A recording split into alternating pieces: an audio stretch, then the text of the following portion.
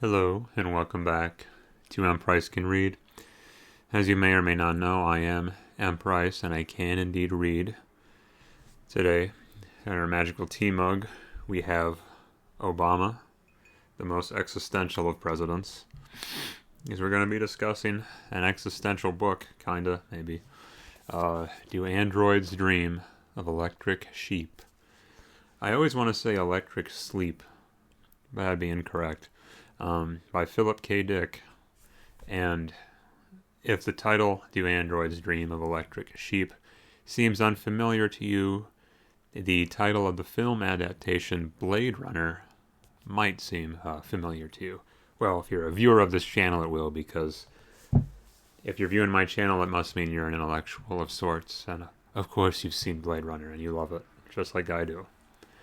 But, I have never actually read this book, and I'm kind of doing like a sci-fi horror writing right now, and I needed some more inspiration and some more, thoughts from the greats, so I thought I'd pick it up on ye old thrift books and read it myself. It's a very small book for, what I was expecting for Blade Runner, but there's a lot of changes between this and the movie, as it happens.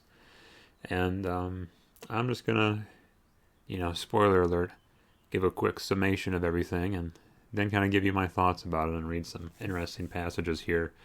But basically, this book exists in a future world, and there are androids everywhere. Earth is pretty much uninhabitable, and everyone has gone off to different planets. And everyone, once they go to Mars, or whatever planet, they get a free android, like a servant, a companion, a buddy, basically. And androids and humans kind of coexist, but sometimes androids go rogue, and bounty hunters, like the main character in this book, Rick Deckard, have to hunt them down. In the movie, they're called Blade Runners. In this, no one ever says anything about a Blade Runner, which is a bit disappointing. They're just called, bounty hunters.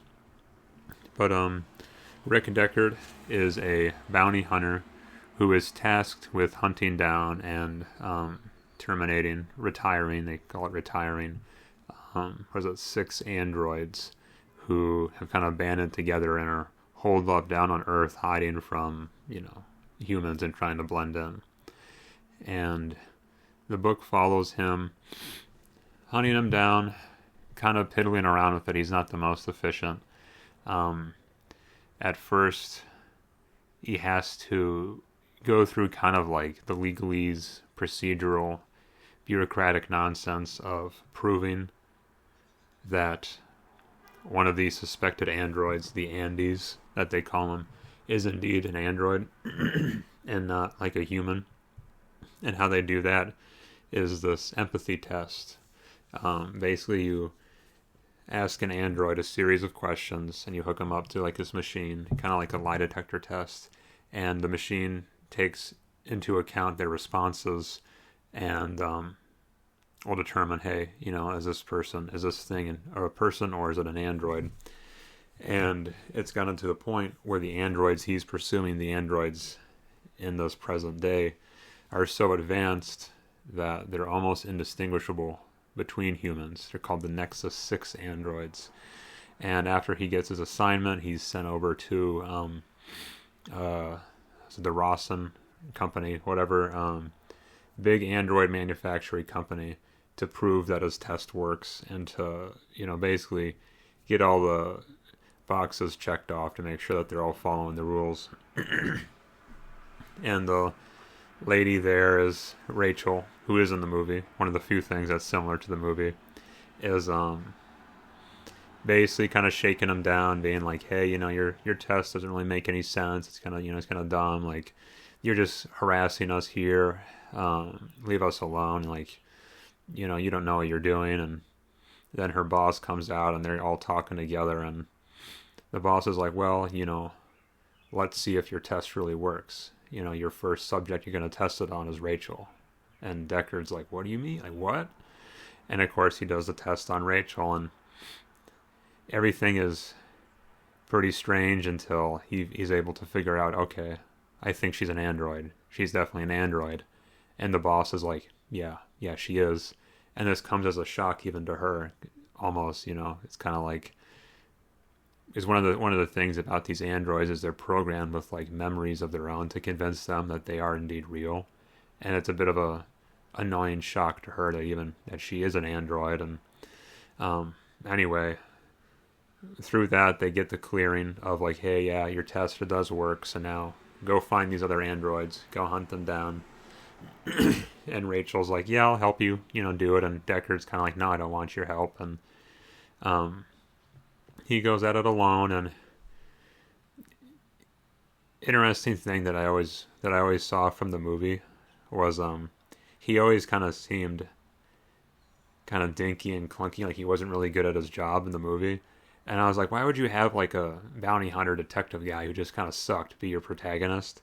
And in this book, he sucks too. Like, he's just really lame. He's not very intelligent. He's not very, skilled in combat. Like, he kind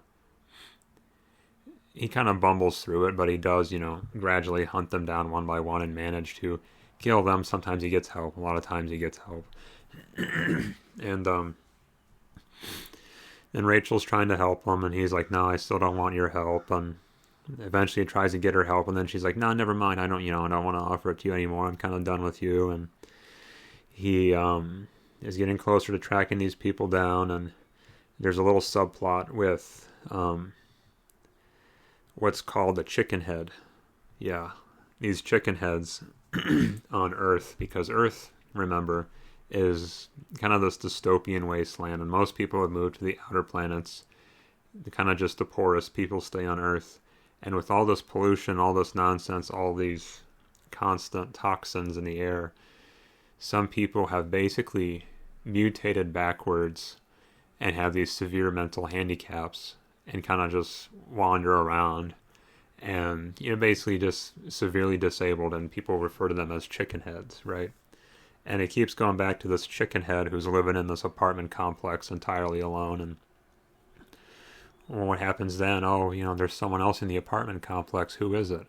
Well, it's some of the other androids who are hiding from Deckard, and they've camped out, and they kind of team up with the chicken head, and they're like, he's harmless, he's whatever.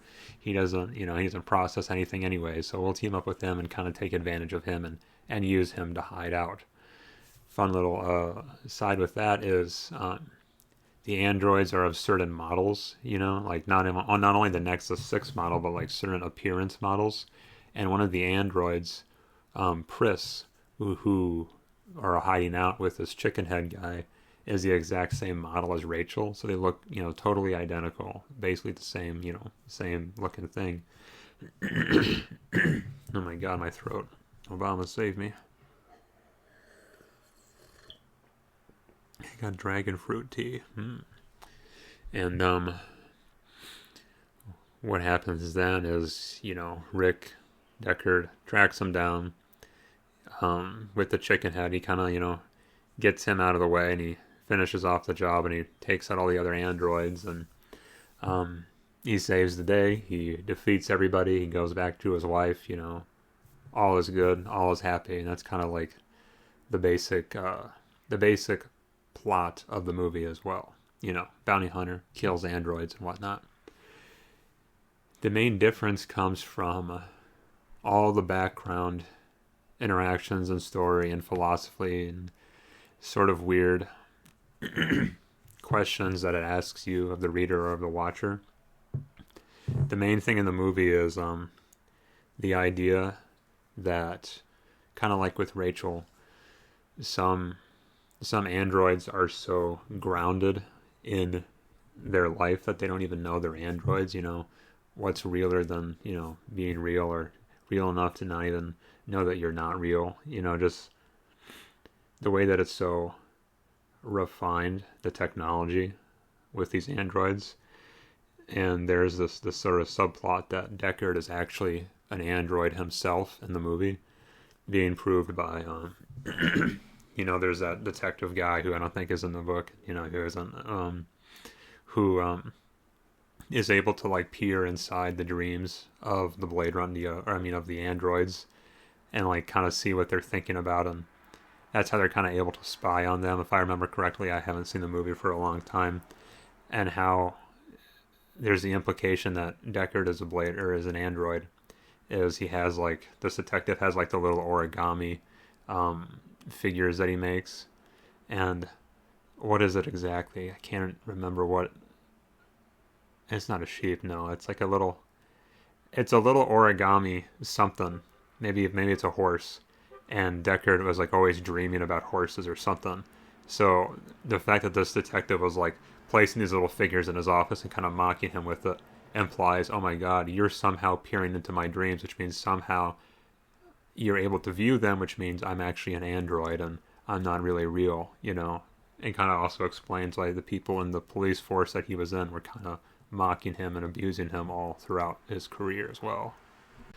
So yeah, then the crux of the movie's meaning kind of comes on the, well, Deckard didn't even know that he's fake, and he's having these sort of this weird reaction to kind of realizing that he might not even be real. And then you have the main android protagonist, Roy Beatty, who's like the leader of the android gang, you know, has that famous Tears in the Rain monologue at the end of the film where he's talking about, you know, I've seen things. It's hard to have a big speech when there's someone right outside. I open window. Anyway, you probably can't even hear it on the mic. I think I always act like a sociopath when I hear stuff coming out outside.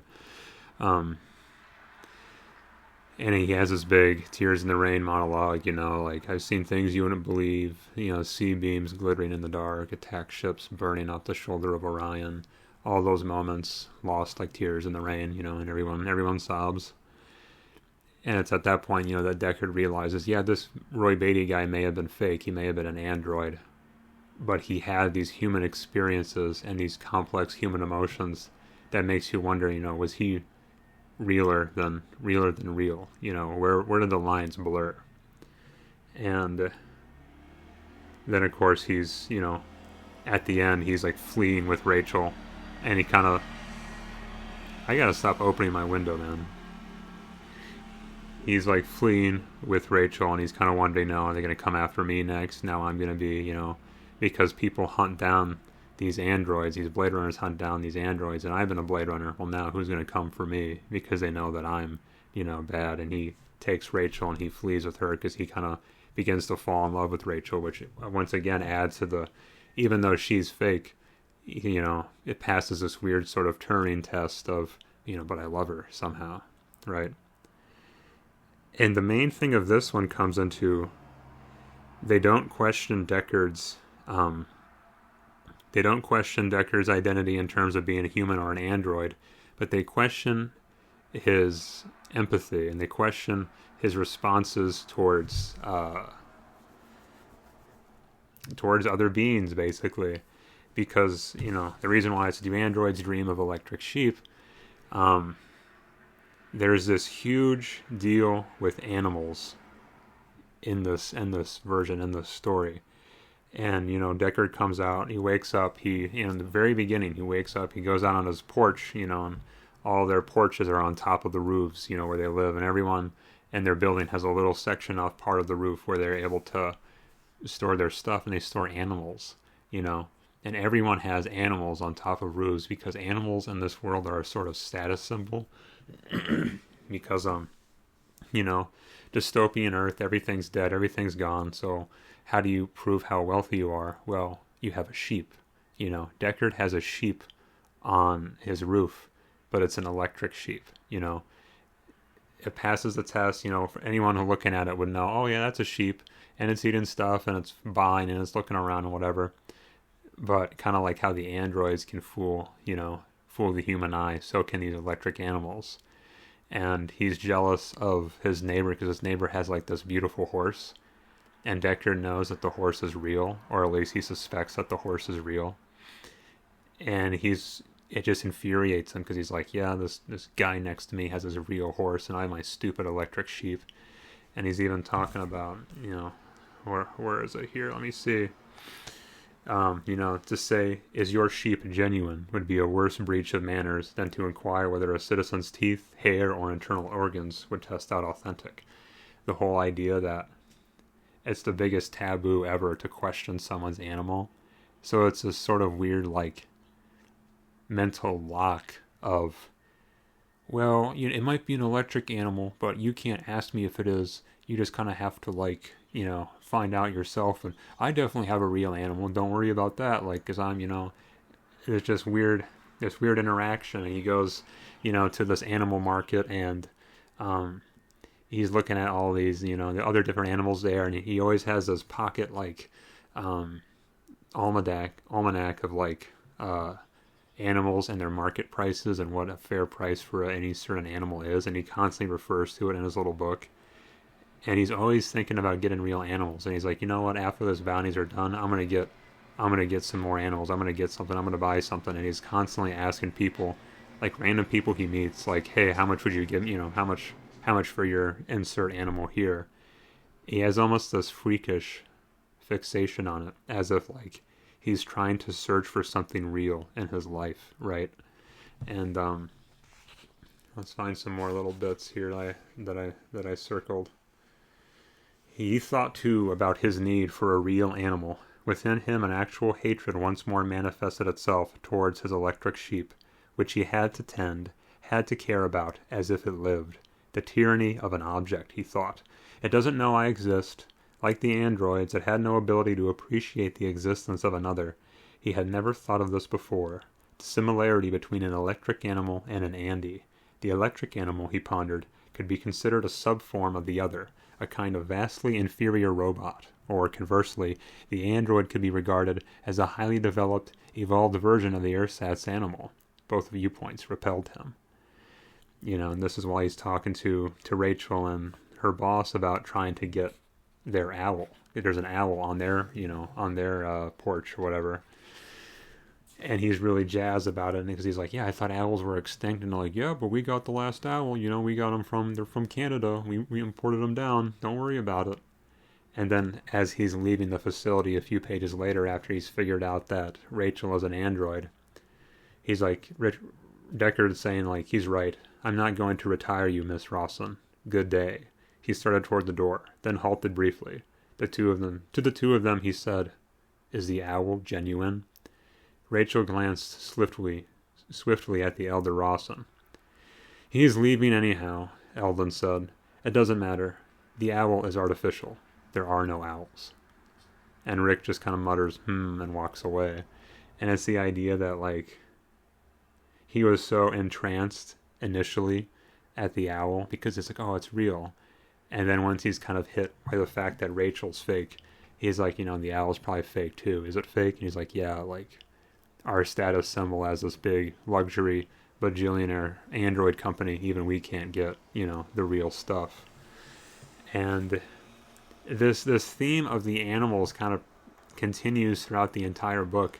And whereas the movie is so grounded and serious and dark and brooding, there's almost a zaniness to the book with the animals, with his obsession, his constant prying, his constant asking, and eventually he's able to get a real goat, he thinks, a real goat from the store with his bounty money, because he's halfway through the bounty list. He has a few $1,000s, and he buys a goat and he brings it back to his place.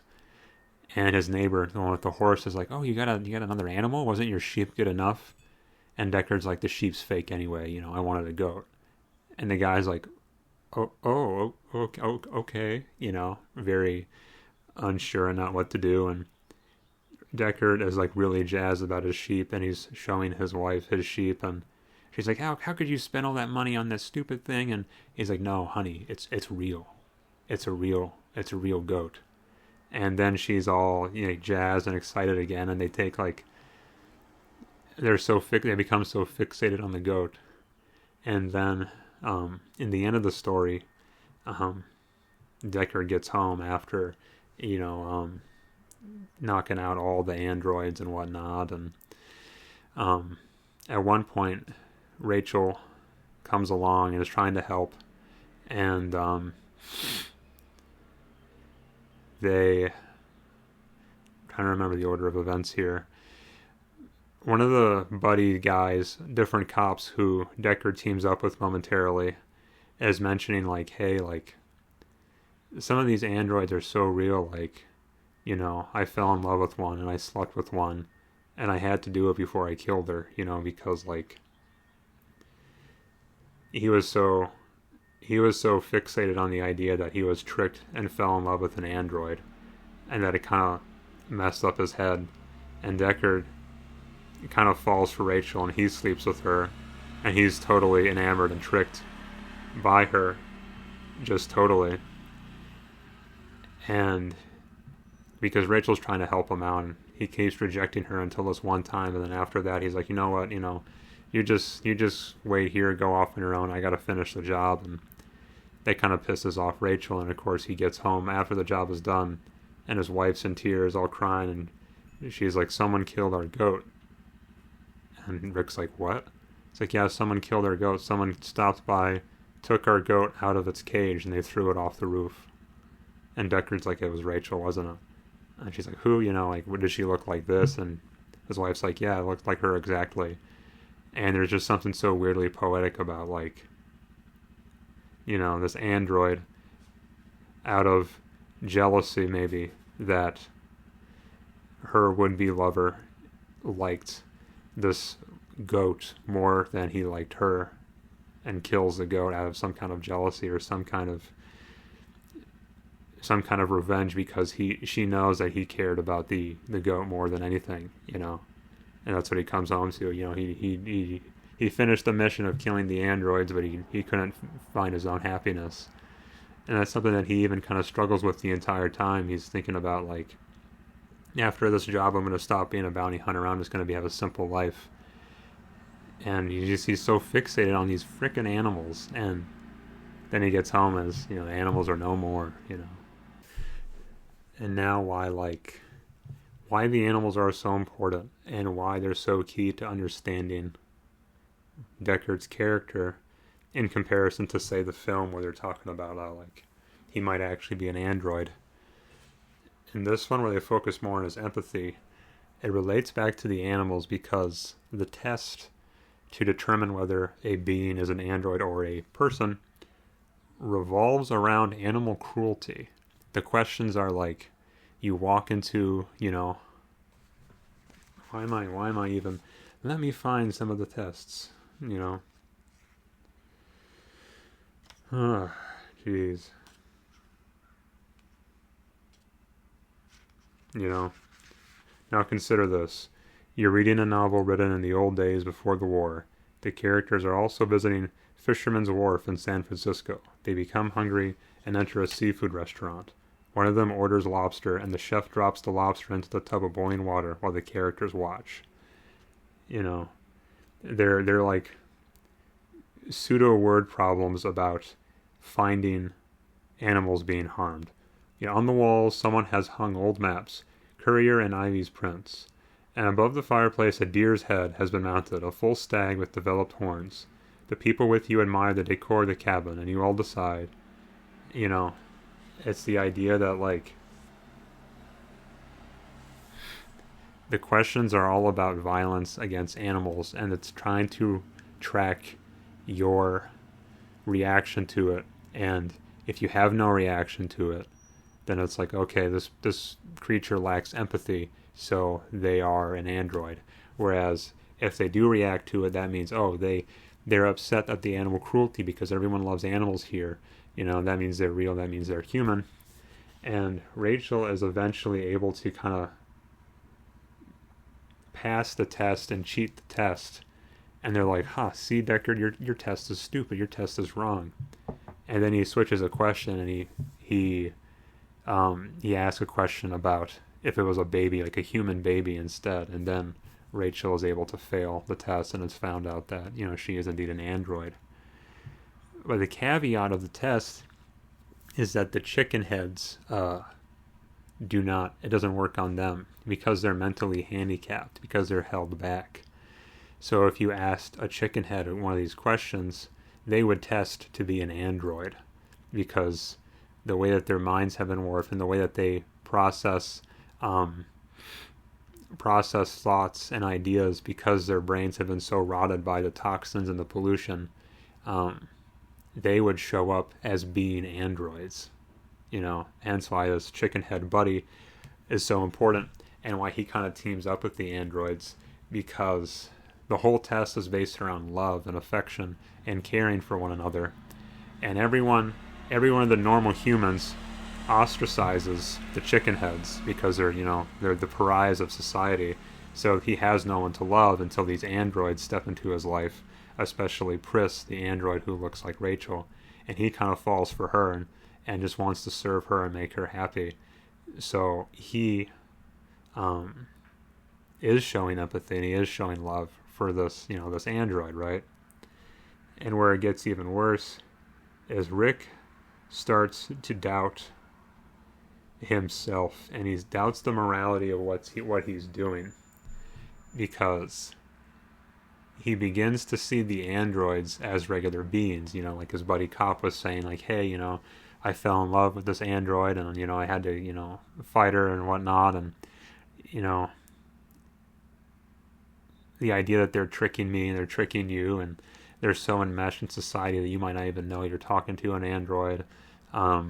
The idea that he himself falls and sleeps with Rachel, and he kind of questions his ability to be a bounty hunter and to track them down and kill him, because the idea that he's able to kill and administer this cruelty towards these androids means that he would fail the empathy test.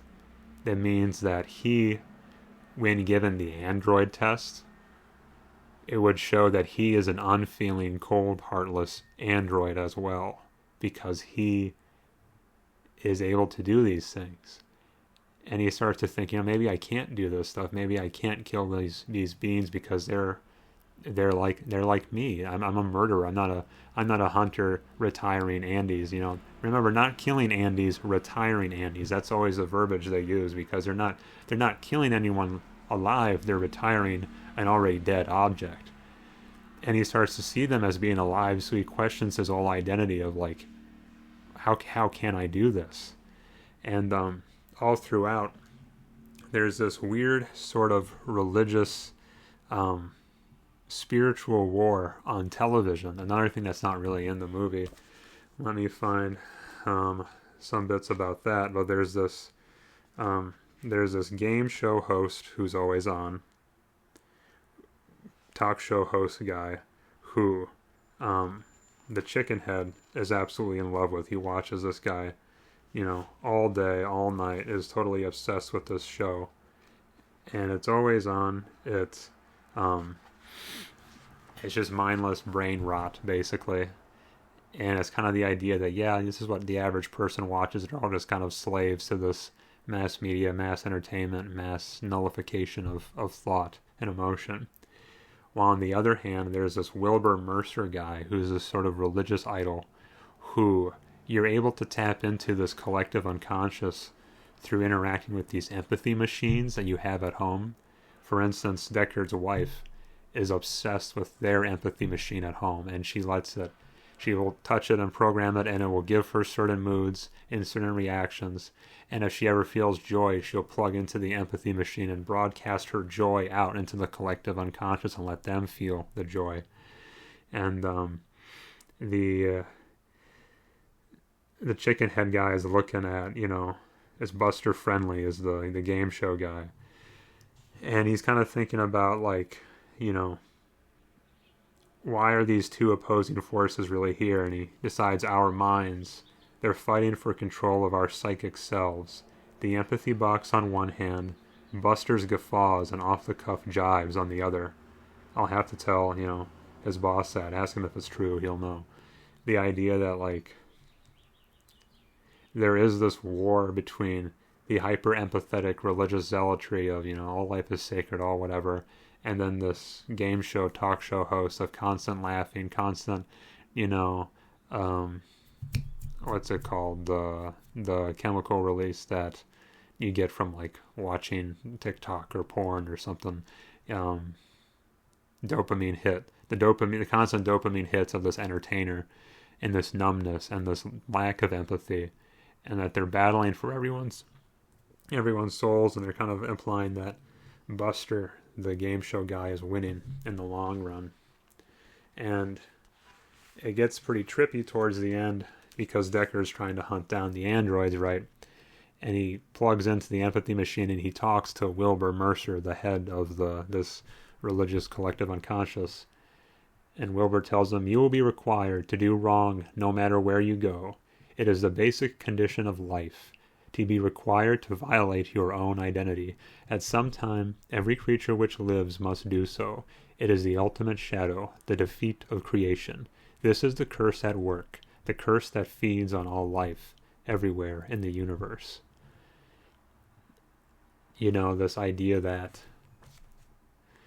this religious, leader, or even if he's real or not, even if he's just conjured, like people think Buster might be conjured, he's telling him, yeah, like, a basic thing of your life is you're going to have to betray your identity, and you're going to have to, even though you think you're a good guy, that you're the bounty hunter killing the bad androids, you're going to realize that maybe you're the bad guy, that you're killing these innocent beings who just want to live, who just want to find their own life, who just want to be free of their android slavery and submission to humans, who just want to stake it out on their own.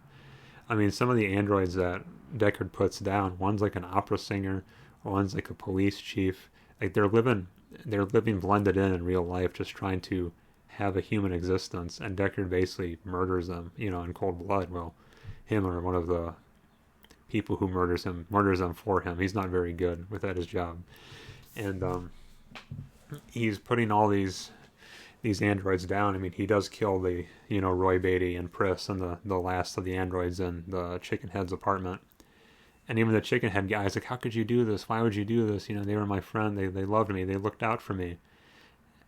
And Deckard kind of comes to realize, once again, hey, this Chickenhead, this being who is a pariah in my society, who can't relate to anyone, who is so unrelatable that they fail an empathy test, is now demonstrating more empathy than I am.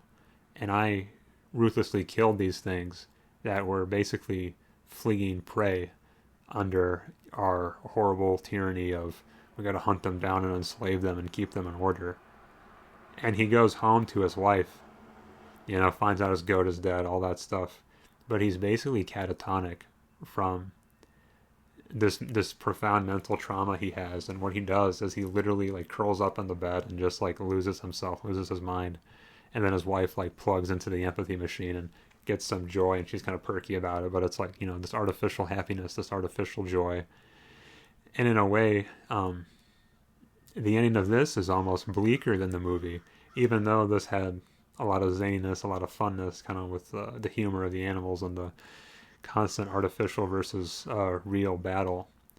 With this, it's kind of like Deckard being an android in the movie is almost a free pass and a free, like, a guilt excuse card to say, hey, I was an android, it's okay, the idea that Deckard was an android in the movie gives him a sort of free pass, because it's like, well, he's not human, so the onus isn't on us, the viewer, to try to figure things out from his perspective or to empathize with him, because, well, he's not even a human, so why should we care?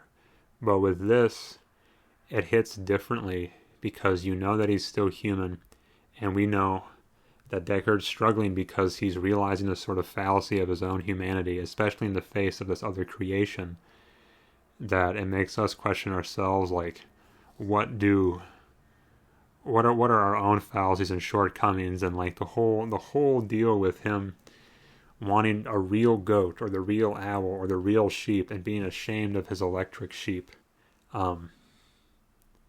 shamed him. And it kind of makes you wonder, like, in this like social media crazed world that very similar, is all fake, is all construed and all just fabricated, are we still battling for the real sheep today? And the title, "Do Androids Dream of Electric Sheep?" At first it kind of makes you think, okay, when a human goes to bed to count sheep, 1, 2, 3, 4, 5 until they fall asleep. So maybe androids dream of electric sheep to, fall asleep as well. But I think it more relates to the idea of, do androids dream of electric sheep in the aspirational sense of Deckard dreams of a real sheep because he's real, and he wants something else that is real, so he is latching on to the idea of a real sheep that he can take care of as his beautiful status symbol, and he doesn't give a fuck about the electric sheep because he doesn't view it as a quantifiable being just as much as he doesn't view the androids as a quantifiable being. Do androids then dream aspirationally of electric sheep because they want something that mimics them, that mimics their reality, and they don't care about the organic real sheep because, well, that's quote unquote real. That's not real to me, that's real to them. I don't care about that. I want something that, appeals to me.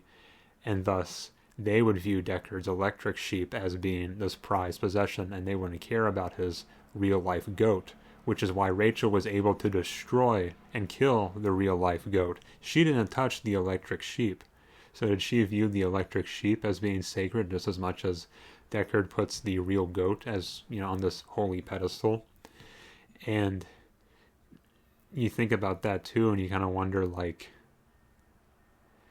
where does the chicken head fit into this, in the sense of he valued whatever took care of him, and the only things that took care of him, even though it was sort of shallow and oriented towards their own self-interest, were the androids who teamed up with him, albeit temporarily.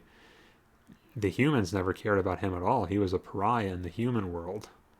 So in a way, the electric sheep, the electric humans, and these fake chicken head, fake, not disqualified from being real humans, are they really the good guys? And it's the humans who are hunting them down like animals, or who, look what I even said just there, just by a slip of the tongue, like animals, because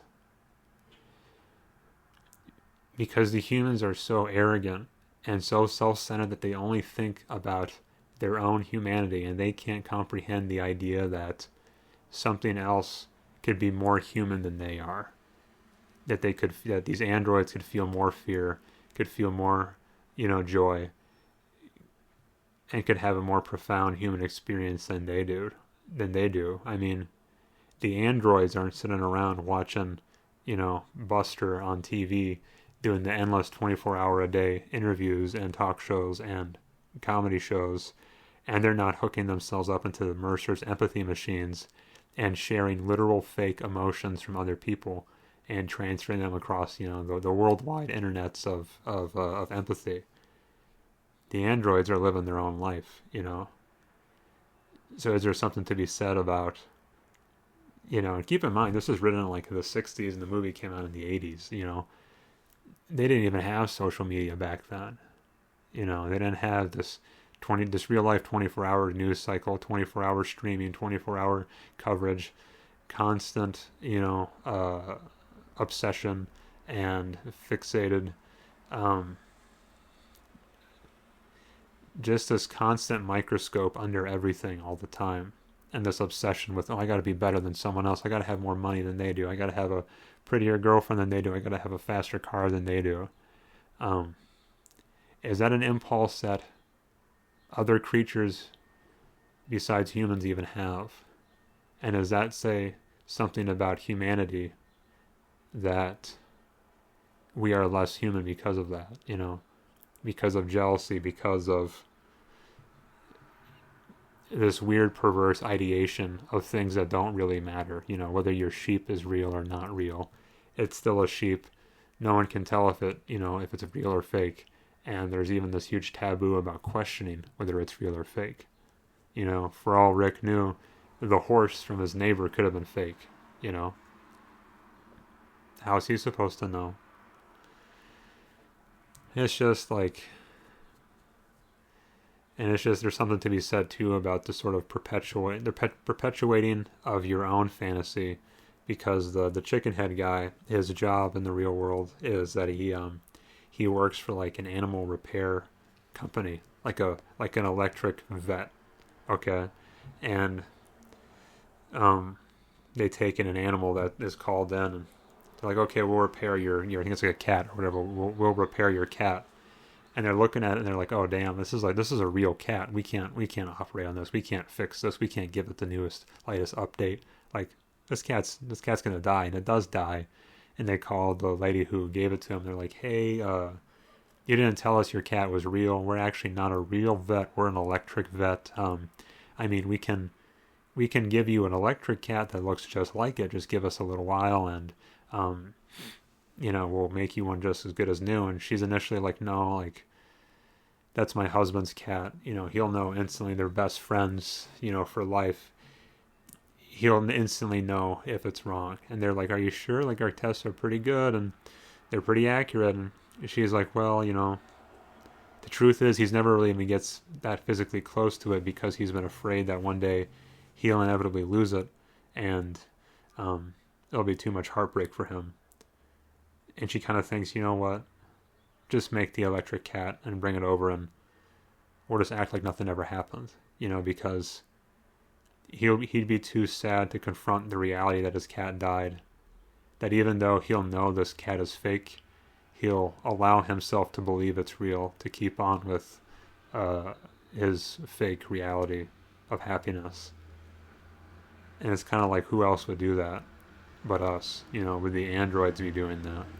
If their electric sheep died or shorted out or broke, would they demand a real sheep as a replacement, or would they tolerate one?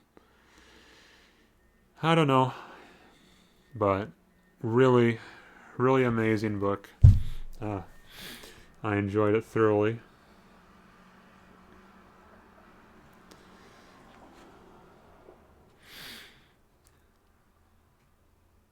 It's something that made you think.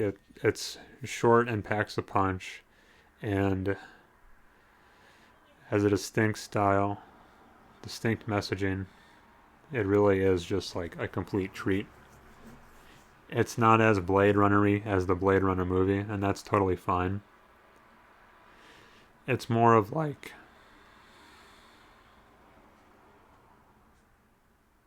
a pulpy detective story where the hero's kind of a schlup and kind of unlikable, but you follow him anyway because the world is so interesting, and that the questions that he asks of the world are ones that you relate to and you can ask yourself, I would say.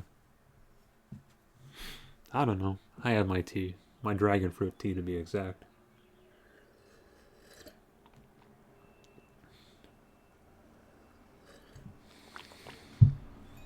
But yeah, I'd say that's probably about it. Thank you for joining me on my little rant. Not as big as my 2-hour rant yesterday. Pretty tame today, huh? I'll keep you updated on anything else in my life. Other stuff I've been doing. You'll eventually see the sci-fi horror thing that I'm writing. Eventually. It's coming. Down the pipeline. This stuff takes time, and always so busy, never even get around to doing these videos. Or, I wish I had infinite time to do infinite things, but that's just not how life works. Anyway, this has been M. Price Can Read. As you may or may not know, hopefully by now you do, I am M. Price, and I can indeed read, albeit at a first grade level. And I hope you have a good rest of your day. As you may or may not know, also, Dog City never sleeps. I hope you may sleep now.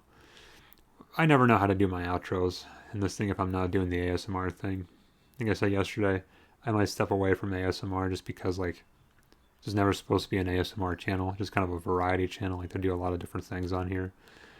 And, I get bored easily. I get distracted easily, as you can probably tell from my constant project updates of different things that I'm doing. But that's okay too, As long as you're doing something, keep you busy. So, goodbye. Let me sip tea into the night here, or the morning. It's like 9 a.m., so...